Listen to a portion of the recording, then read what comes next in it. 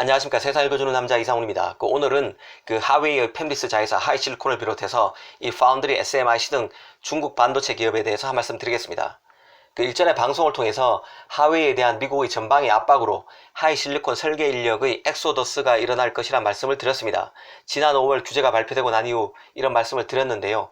이 TSMC로부터 칩을 만들 수 없게 된 만큼 하이실리콘 설계 인력의 고민이 클 것이고, 중국 시장 전체로 봐도 하이실리콘의 인력을 곧바로 활용하고 싶어하는 다른 스마트폰 업체가 많기 때문에 충분히 가능한 시나리오로 봤습니다. 실제로 샤오미의 레이준 CEO가 이 뜬금없이 독자 모바일 AP에 대한 의지를 드러냈고, 오포 등은 미디어텍과 하이실리콘에서 이 쟁쟁한 인력을 뽑기 위해서 눈에 불을 켜고 있다는 소식도 전해드렸습니다.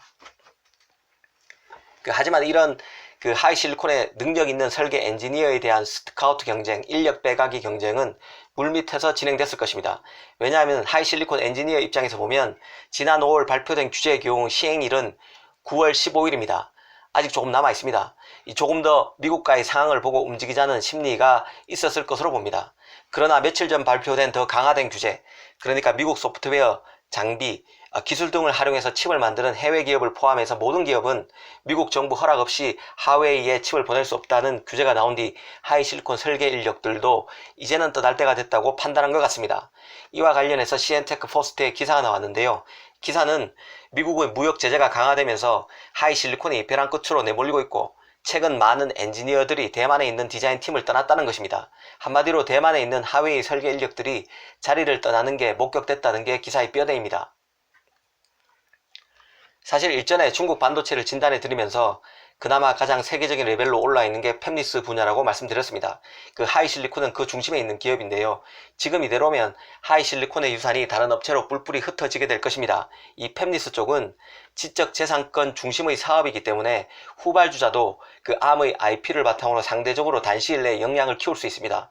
또 제조와 다르기 때문에 대규모 투자가 필요한 것도 아니고 가동률을 고민하지 않아도 됩니다. 물론 그 속을 들여다보면 하이실리콘과 인류 팹리스, 그러니까 퀄컴, 애플, 인텔, 엔비디아, IBM, AMD, 퀄컴, 삼성 등 이들 간에는 분명히 차이가 있습니다. 앞서 언급한 인류 팹리스들은 암에서 설계한 코어까지 들어오는 하이실리콘과 달리 명령어 집합 구조 ISA만 암으로부터 들어옵니다. 고성능 로직을 직접 설계한다는 뜻입니다. 이 삼성도 지난해 접었지만 직접 모바일용 CPU IP인 M 시리즈를 만들어 왔습니다. 이를 떠올리면 쉬운데요.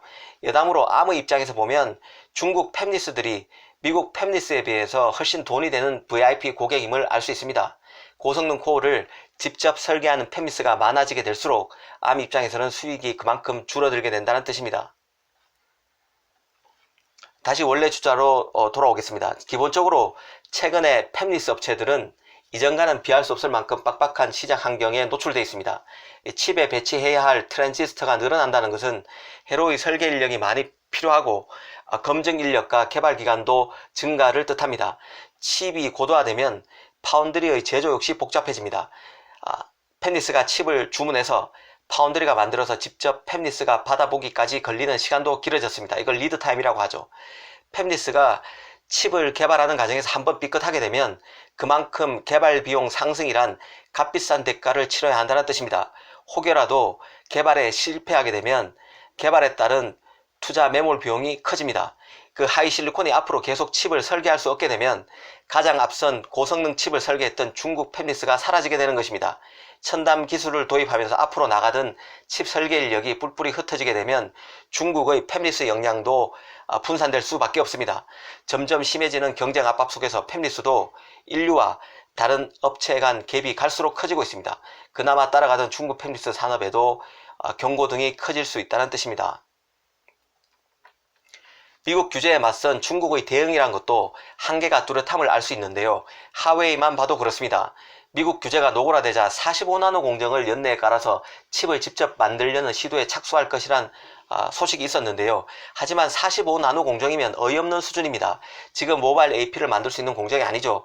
스마트폰이 아닌 일반 가정에 들어가는 칩 수준입니다. 더구나 중국 매체인 CN테크 포스트도 좀 어이가 없었기 때문인지 미국 장비 없는 45나노 생산 라인 구축은 미션 임파서블이란 시장 반응을 함께 전했습니다. 개인적으로 45나노 공정 구축 소식 같은 뉴는 현실적으로 반도체 후발주자인 중국 입장에서 미국에 맞서서 제대로 된 묘수를 내놓을 수 없음을 보여주는 소식이라는 생각이 듭니다. 이 하웨이가 이 TSMC와의 거래가 전면적으로 끊기면서 관심이 쏠릴 수밖에 없던 중국 파운드리 SMIC도 마찬가지 사례인데요. SMIC 같은 경우도 미국의 견제로 네덜란드 ASML의 극자외선 EUV 장비의 입고가 막혀있는 상황입니다. 그러자 그 EUV 전 모델인 심자외선 DUV 장비라고 합니다. 이 DUV 장비를 들여왔고 이를 통해서 7나노 미세공정 구축이 가능하다고 중국 매체가 떠벌리고 있는데요. 하지만 TSMC, 삼성, 인텔이 미세공정을 위해서 대당 1,500억 원이라는 거금을 주고 사들이는 장비가 바로 EUV입니다. DUV로 할 수 있을 것 같으면 왜 EUV를 살까요? DUV는 해상도의 한계가 30나노에 불과합니다. 그래서 이 DUV를 통해서 미세공정 생산 라인을 꾸리려면 공정수가 크게 늘어날 수밖에 없습니다. 이는 생산성 악화, 원가 상승으로 이어집니다. 공정기술이 떨어지는 SMIC가 장비마저 후져서 생산 라인을 더 복잡하게 만들어야 한다는 것은 곧바로 경쟁 낙오를 의미합니다. 중국의 대안이란 이런 한계가 있고 애초에 솔루션이 될 수 없는 것들입니다. 그래서 전문가 대부분은 SMIC가 7나노 양산에 성공할 것으로 보지 않습니다.